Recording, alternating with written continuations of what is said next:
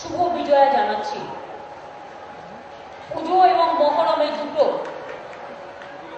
উভয় সম্প্রদায়ের মানুষ একতা রক্ষা করে, সম্প্রীতি রক্ষা করে সুন্দর করে পালন করেছেন শান্তিপূর্ণভাবে।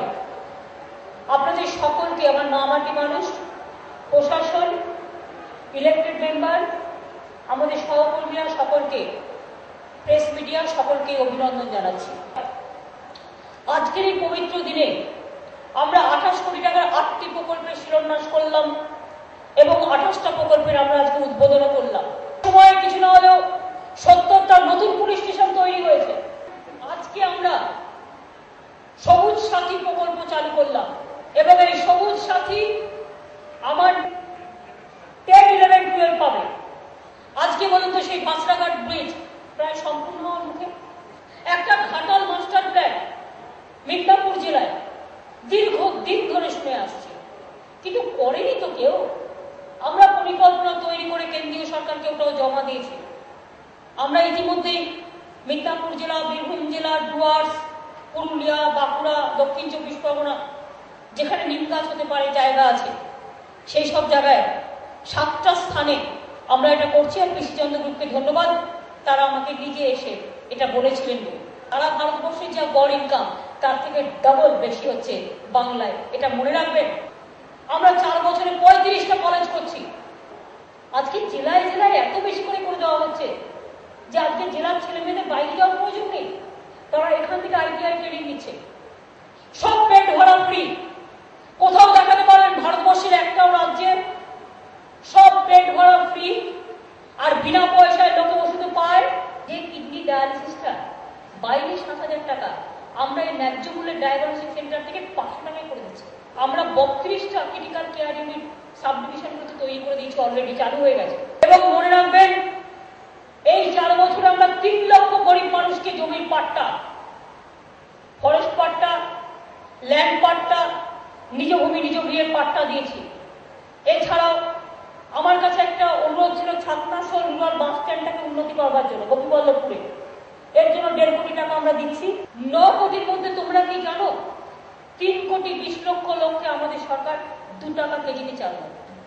রাজ্যে 176টা কৃষক বাজার তৈরি করে দিয়েছি আমরা। আর ট্রাইবেল ডিপার্টমেন্ট আমি আলাদা ডিপার্টমেন্ট তৈরি করেছি। আমি আবার আসবো 6 তারিখে শালবনির এই সিমেন্ট প্ল্যান্ট নতুন করে হবে। এছাড়াও এই যে জলতীর্থ, জল সংরক্ষণ অনেক জায়গায়, ধরুন যখন বন্যা হয়, বন্যা হয়ে যায়, আর যখন শুকনো খাতড়ায় শুকিয়ে যায়, জল পায় না। আউস গ্রাম, মন্তেশ্বর, রায়না, বর্ধমানে 3টে জায়গায় জল পায় না। পুরুলিয়া, সেরকম কয়েকটা জায়গা আছে শুকনো, লাল মাটি, একদম দুর্বল মাটি, জল পাওয়া যায় না। সেই জন্য আমরা জলতীর্থ প্রকল্প করছি। এর জন্য রাজ্য সরকারি কোষাগার থেকে আমরা 110 কোটি টাকার প্রকল্প করছি।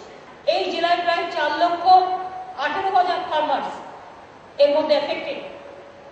আমরা টাকা পাইনি কেন্দ্র থেকে এখন। এগুলো এ নয় যে দয়া করে দিচ্ছে তার টাকা, রাজ্য থেকে যে টাকাটা তুলে নিয়ে যায় তার একটা অংশ রাজ্যকে দেওয়া হয় এসব খাতে, সেই টাকা আমরা পাইনি। তা সত্ত্বেও বলি, আমরা কিন্তু ইতিমধ্যে 75 কোটি টাকা এই জেলার চাষিদেরও দিয়ে দিয়েছি। কর্মতীর্থ নির্মাণের কাজ কেশপুর ব্লকে সম্পূর্ণ হয়েছে। খড়গপুর 1, বিনপুর 2 ডেভেলপ ইমপ্লিমেন্টেশনের কাজ চলছে। ঝাড়গ্রাম রাজবাড়ির সাথে আপনারাও বেড়াতে যাবেন।